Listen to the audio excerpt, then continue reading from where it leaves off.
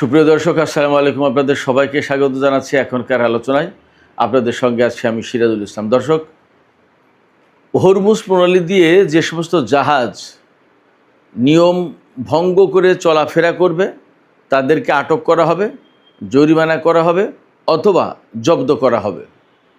এবং জাহাজ ভাড়া করার আগে জাহাজ কোম্পানিগুলোর তালিকা দেখে নেওয়ার জন্য ইরান আহ্বান জানিয়েছে।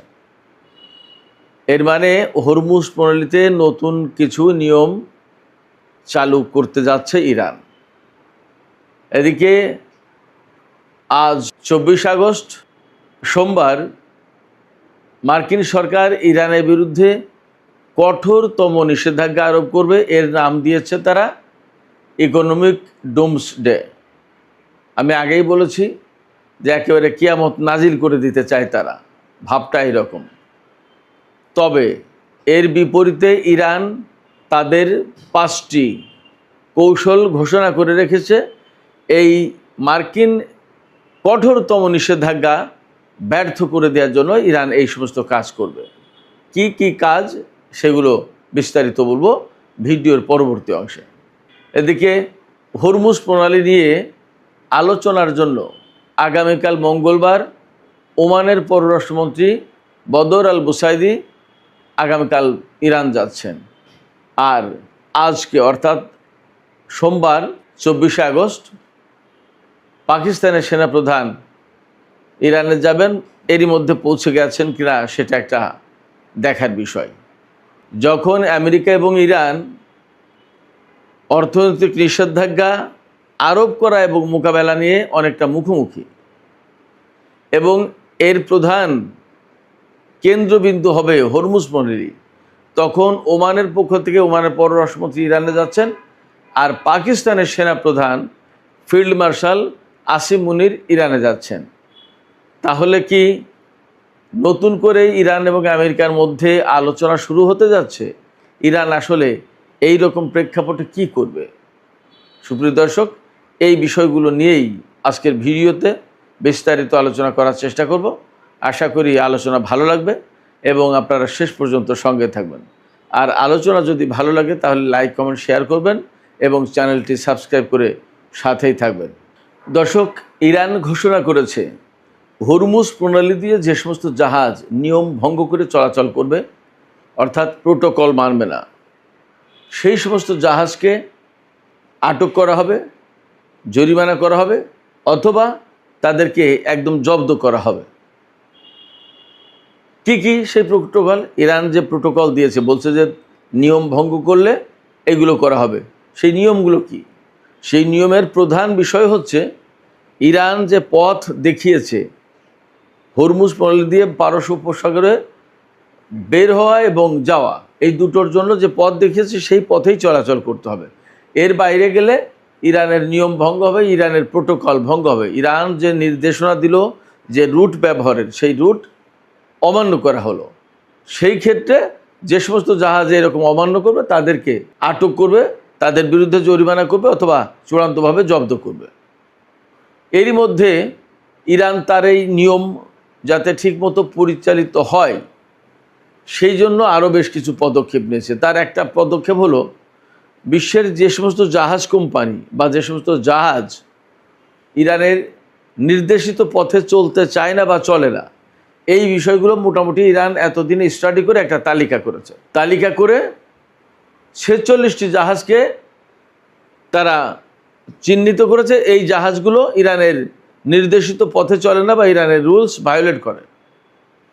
এই 46টি জাহাজ এই হরমুজ প্রণালীতে চলাচল করতে পারবে না। সেই জন্য ইরানের পক্ষ থেকে আরেকটা কথা বলা হয়েছে। ইরানের পক্ষ বলতে ইরানের পারস্য উপসাগরীয় প্রণালী কর্তৃপক্ষ PGSA। এই PGSA তারা আরও একটা কাজ করেছে। যে সমস্ত ব্যবসায়ী বা যে সমস্ত কোম্পানি পারস্য উপসাগরের বিভিন্ন দেশের কাছ থেকে তেল কিনবে, এই তেল পরিবহন করার জন্য জাহাজ ভাড়া করা লাগে। এই জাহাজ ভাড়া করার আগে PGSA অর্থাৎ পারস্য উপসাগরীয় প্রণালী কর্তৃপক্ষ যেটা, তারা বলেছে যে এই তালিকাটা দেখে নিতে। এই তালিকার ভিতরে এই যে 46টি জাহাজের নাম আছে তালিকাভুক্ত। এই জাহাজগুলো যাতে ভাড়া না করে, যাতে ভুল না হয়, সেই জন্য ইরান একটা তালিকা দিয়েছে এবং যারা তেল কিনবে সেই সমস্ত কোম্পানি বা ব্যক্তি মালিকানাধীন যারা এই তেল কিনবে তাদেরকে বলা হয়েছে যে আপনারা প্লিজ এই তালিকাটা দেখে নেবেন। এই তালিকার ভেতরে যে সমস্ত জাহাজ আছে সেই জাহাজ যেন আপনারা কেউ ভাড়া না করেন। এর মানে হচ্ছে যে পারস্য উপসাগরের জাহাজ চলাচলের ব্যাপারে ইরান কিন্তু একটা নিয়ন্ত্রণ আরোপ করলো। একেবারে হরহামেশা ইচ্ছা করলেই যে কোনো জাহাজ ঢুকে যেতে পারবে, যে কোনো জাহাজ তেল এনে দিতে পারবে, ব্যাপারটা কিন্তু এমন নয়।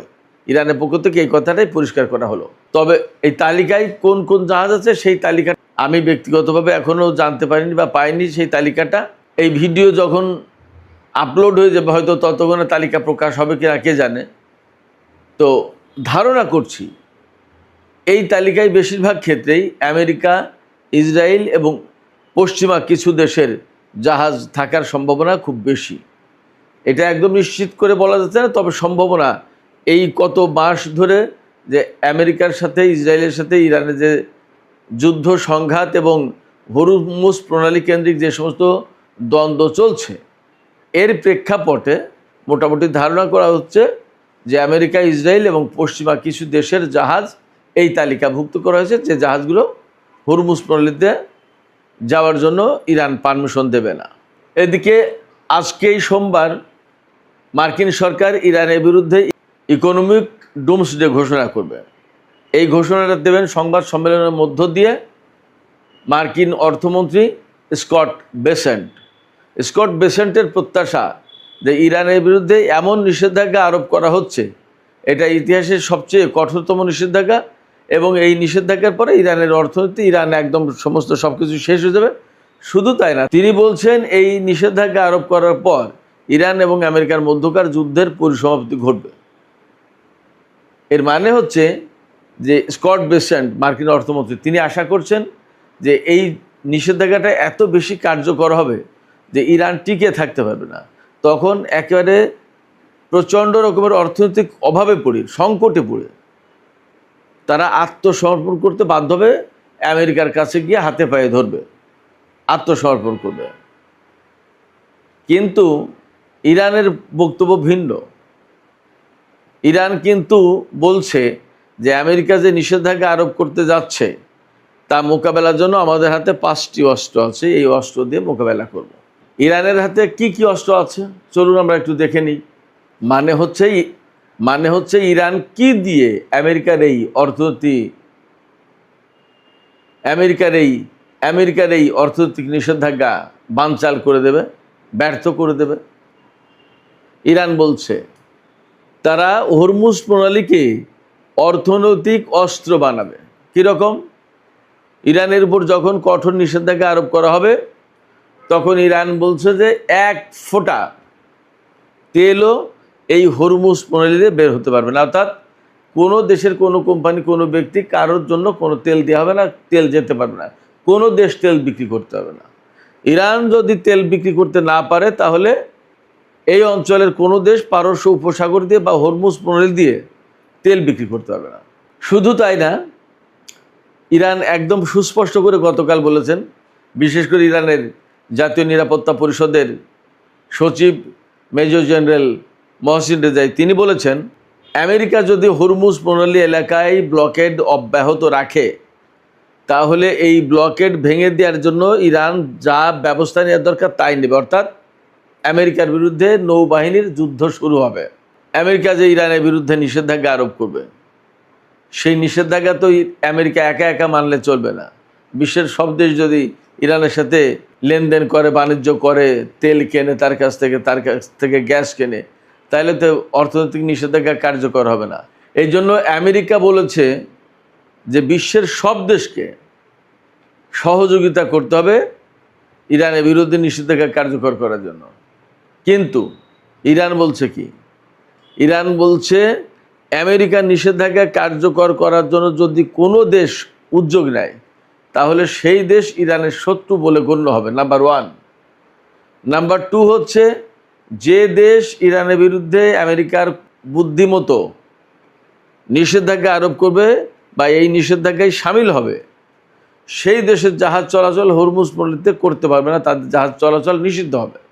শুধু তাই না, ইরান তার প্রতিবেশী দেশগুলোকে একদম সতর্ক করে দিয়েছে যে এই সমস্ত দেশ যদি ইরানের বিরুদ্ধে অর্থনৈতিক নিষেধাজ্ঞায় অংশ নেয় তাহলে তাদের বিরুদ্ধে সামরিক পদক্ষেপ নেওয়া হবে।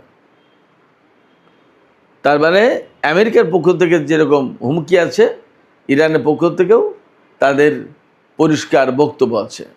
এবং আমরা একটা বিষয় পরিষ্কার বুঝতে পারছি যে আমেরিকা ইরানের সাথে সামরিকভাবে পরাজিত হয়েছে, পারছে না বলেই এই যুদ্ধ বাদ দিয়ে তারা এখন নিষেধাজ্ঞার দিকে ফিরে গেছে আবার। তা আগে যখন নিষেধাজ্ঞায় কিছু করতে পারেনি, এখন নতুন নিষেধাজ্ঞা দিয়ে কি কিছু করতে পারে? আপনাদের কি তাই মনে হয়? দেখা যাক কি হয়। মার্কিন নিষেধাজ্ঞা বানচাল করে দেওয়ার জন্য ইরান আরও কী করবে, আরও 3টি ঘোষণা আছে তাদের পক্ষ থেকে। তারা অর্থাৎ ইরান চীন এবং রাশিয়ার মতো শক্তির সাথে বিকল্প বাণিজ্য নেটওয়ার্কটা ঠিক রাখতে চায় এবং থাকবে। রাশিয়া আমেরিকার পক্ষের এই নিষেধাজ্ঞায় অংশ নেবে না, কারণ রাশিয়া নিজেই মার্কিন নিষেধাজ্ঞার শিকার। জো বাইডেনের আমলে এই নিষেধাজ্ঞা দেওয়া হয়েছিল, ডোনাল্ড ট্রাম্পের আমলে এসে কিন্তু সেই নিষেধাজ্ঞা বহালি আছে, তোলেনি।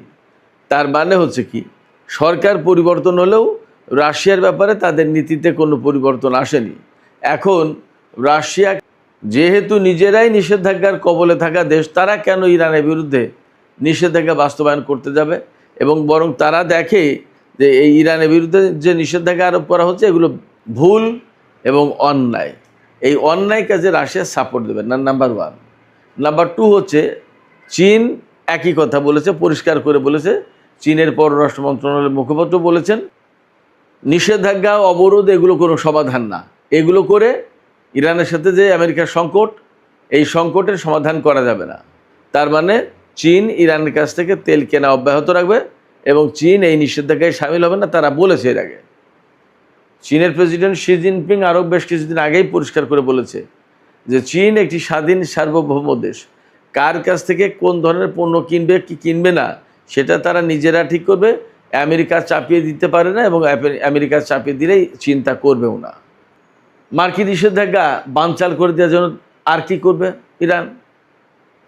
ইরানের জাতীয় সর্বোচ্চ নিরাপত্তা পরিষদের সচিব মহসিন রেজাই তিনি ঘোষণা করেছেন যে হরমুজ প্রণালী দিয়ে যদি তেল রপ্তানি করার মতো পরিস্থিতি না থাকে বা না তৈরি হয়, তাহলে আমরা তেল রপ্তানির বিকল্প রুট খুঁজব, বিকল্প রুট বের করব।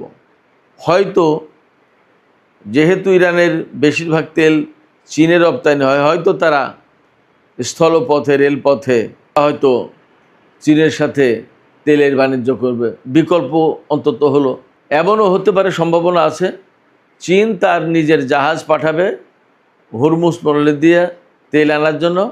আমেরিকা যদি চীনা জাহাজে হামলা চালায় বা চীনের জাহাজ আটক করে, তখন চীন সরকার বাদবাকি ব্যবস্থা নেবে। এবং এই নিষেধাজ্ঞাকে কেন্দ্র করে এমনও হতে পারে যে বৃহত্তর অঙ্গনে যুদ্ধ ছড়িয়ে পড়তে পারে। এবং এই মুহূর্তে আমেরিকা যে দুর্বল অবস্থানে, এটা দুনিয়া সবাই জানে। আরেকটা কি করবে এই নিষেধাজ্ঞা মোকাবেলার জন্য? যদি হরমুজ প্রণালীতে জাহাজ চলাচল মোটামুটি করতে থাকে, প্রত্যেকটা জাহাজের উপর থেকে টোল আদায় করবে। ইরানের তেল যদি বিক্রি করতে করতে নাও হয়, তাহলেও টোল আদায়ের পয়সায় একটা ভালো রকম বড় অঙ্কের টাকা চলে আসবে ইরানের হাতে। টোল আদায় করবে এবং যদি কোনো রকমের ইরানি প্রোটোকলে সহায়তা না করা হয়, সাহায্য করা না হয়, বাস্তবায়ন করা যদি না হয়, তাহলে তাদের উপরে জরিমানা ধরে দেবে। এমনকি অনেকগুলো জাহাজ হরমুজ প্রণালীতে চলাচলের ব্যাপারে নিষিদ্ধ হতে পারে। তো তাহলে আমি ইরান যে পদ্ধতিগুলো, কৌশলগুলো বা হাতিয়ার ব্যবহার করবে মার্কিন নিষেধাজ্ঞা আরোপের ব্যাপারে, কৌশলগুলো আমি সাম আপ করে একদম সংক্ষেপে আপনাদেরকে আবার জানিয়ে দিচ্ছি। প্রথমত, হরমুজ প্রণালীকে অস্ত্র হিসেবে তারা ব্যবহার করবে ইরান। 2, মার্কিন নিষেধাজ্ঞায় যোগ দেওয়া দেশগুলোকে শত্রু বলে গণ্য করবে। ফলে ইরানের হাত থেকে বাঁচার জন্য অনেকে এই নিষেধাজ্ঞায় হয়তো যোগ দেবে না। 3, চীন রাশিয়ার সাথে বিকল্প বাণিজ্য নেটওয়ার্কটা ধরে রাখবে এবং এরই মধ্যে চীন কিন্তু ইরানকে, রাশিয়া এবং চীন ইরানকে সাপোর্ট করেছে। 5, হরমুজ দিয়ে চলাচলকারী জাহাজগুলোর উপরে নিয়ন্ত্রণ আরোপ করবে ইরান, তাদের কাছ থেকে টোল বা ফি নেবে এবং প্রয়োজনে নিষেধাজ্ঞা আরোপ করবে। দর্শক, এই জায়গায় আমি একটা আপনাদের কাছে প্রশ্ন করে রাখি, ইরান যে এই কৌশলগুলো নিল এবং এইগুলো যদি অ্যাপ্লাই করে, তাতে কি ইরান মার্কিন বাণিজ্য নিষেধাজ্ঞা অনেকটা ব্যর্থ করে দিতে পারবে? সাথে সাথে আর একটা প্রশ্ন করি, আমেরিকা যে নিষেধাজ্ঞা দিতে যাচ্ছে, আসলে এই নিষেধাজ্ঞা দিয়ে আমেরিকা কতটুকু কি করতে পারবে? ইরানকে কি আসলে তারা অনেক বেশি কাবু করতে পারবে? দর্শক, শুরুতে আর একটা খবর দিয়েছিলাম আপনাদেরকে যে ওমানের পররাষ্ট্রমন্ত্রী বদর আল বুসাইদি আগামীকাল মঙ্গলবার তেহরান সফরে যাচ্ছেন। এখানে তিনি কি আলোচনা করবেন? ইরানের সাথে ওমানের তো হরমুজ প্রণালী নিয়ে একটা বোঝাপড়া হয়েছে, কোনভাবে জাহাজ যাবে, কোনভাবে জাহাজ আসবে এবং কিভাবে তারা এই টোটাল ম্যানেজমেন্টটা করবে, এই ব্যাপারে তাদের ভিতরে একটা চুক্তি কিন্তু অলরেডি হয়েছে বলেই জানা গেছে। এরপরেও ওমানের পররাষ্ট্রমন্ত্রী ইরানের সফরে যাচ্ছেন। এপাশে আজকে পাক সেনাপ্রধান অর্থাৎ পাকিস্তানের সেনাপ্রধান ফিল্ড মার্শাল আসিম মুনির ইরান সফরে গেছেন বা যাচ্ছেন। আসলে তারা কি আলোচনা করবে? যতদূর বুঝতে পারছি, আমেরিকা খুবই গ্যাড়াকলে পড়ে গেছে। সামনে মিড টার্ম ইলেকশন নভেম্বরে। গতকালকেই মার্কিন সিএনএন টেলিভিশনের ওয়েবসাইটে পররাষ্ট্রনীতির ক্ষেত্রে বড় ধরনের কোনো অ্যাচিভমেন্ট ছাড়া, বড় ধরনের কোনো সাফল্য ছাড়া ডোনাল্ড ট্রাম্প মিড টার্ম ইলেকশনে যাচ্ছেন এবং এই কারণে ডোনাল্ড ট্রাম্পের রিপাবলিকান দলের ভরাডুবি হওয়ার যথেষ্ট সম্ভাবনা রয়েছে। ব্যাপারটা যদি তাই হয়, তাহলে ডোনাল্ড ট্রাম্পের জন্য এই মুহূর্তে সবচেয়ে জরুরি যে বিষয়টা, সেটা হচ্ছে ইরানের সাথে যুদ্ধ বন্ধ করা। ইরানের সাথে যুদ্ধ বন্ধ করা এবং তেলের বাজার, গ্যাসের বাজার, আদার পণ্যের বাজার ঠিক করা, দাম কমিয়ে আনা। তা না হলে ডোনাল্ড ট্রাম্পের দলের ভরাডুবি হবে।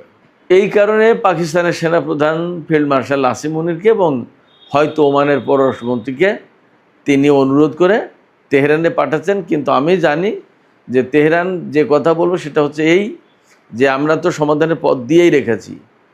ইসলামাবাদ সমঝোতা স্মারক যেটা সই হয়েছিল, ওই স্মারকে আমেরিকাকে ফিরে আসতে হবে এবং ইরান তার যে সমস্ত দাবি দাওয়া দিয়েছে, সেই দাবি দাওয়াগুলো তো মেনে নিয়েই সমঝোতা স্মারক হয়েছিল। ওই দাবি দাওয়া মেনে নিয়ে আবার সমঝোতা স্মারকে ফিরে আসতে হবে, তাহলে আমেরিকার সাথে আমাদের ঝামেলা চুকে যাবে। কিন্তু বাস্তবতা হচ্ছে, আমেরিকার সাথে ইরানের যে বর্তমানে দ্বন্দ্ব সংঘাত, এই সংঘাত এত সহজে মীমাংসার বিষয় নয়। আমি সবসময় বলে এসেছি, ইরানের সাথে ইসরায়েল এবং আমেরিকার যে দ্বন্দ্ব সংঘাত, এই দ্বন্দ্ব সংঘাত কোনো রাজনৈতিক ব্যাপার না, শুধু স্বার্থের কোনো ব্যাপার না, এটা আদর্শিক সংঘাতও বটে। ফলে এটা ওই কূটনীতির মাধ্যমে যে সমাধান হবে এমনটা ভাবার কোনো কারণ আমি দেখছি না। বরং এই সংকট সমাধানের জন্য যা হবে তাই হচ্ছিল এবং তার ভেতর দিয়েই সমাধান হবে, শেষ হবে, সেটা হচ্ছে যুদ্ধ। আর এই যুদ্ধের ব্যাপারে ইরান একদম সুস্পষ্ট ডিসাইসিভ অবস্থান নিয়েছে। তারা পরিষ্কার করে জানিয়ে দিয়েছে যে আমেরিকা এবং ইসরায়েল ইরানের বিরুদ্ধে যুদ্ধ করতে এসে যে সমস্ত ক্ষয়ক্ষতি করেছে, ইরানের উপর যে সমস্ত নিষেধাজ্ঞা দিয়ে রেখেছে, ইরানের যে সমস্ত সম্পদ বিদেশে আটকে রেখেছে, এরকম সমস্ত সব কিছু ঠিকঠাক করে দিতে হবে, ক্ষতিপূরণ দিতে হবে এবং হরমুজ প্রণালী থেকে ব্লকেট তুলে নিতে হবে। পাশাপাশি ইরানের আশপাশে যত এলাকায় মার্কিন সেনা মোতায়েন আছে তাদেরকেও প্রত্যাহার করে নিতে হবে। এই সমস্ত শর্ত যদি আমেরিকা পূরণ করে, তবেই আমেরিকার সাথে নতুন করে আলোচনা হবে। আমার মনে হয় আমেরিকা এত সব শর্ত মেনে নিতে চাইবে না। আর যদি মেনে নিতে না চায়, তাহলে যুদ্ধবিরতি বা যুদ্ধ বন্ধের কোনো চুক্তি হবে না। সেক্ষেত্রে আমেরিকার সাথে ইরানের যে চলমান সংকট, এটা এইভাবেই চলতে থাকবে। ফলে আমেরিকার সাথে ইরানের যে দ্বন্দ্ব সংঘাত এবং যে অবস্থা চলছে, এই অবস্থায় দীর্ঘদিন চলার একটা আশঙ্কা আছে।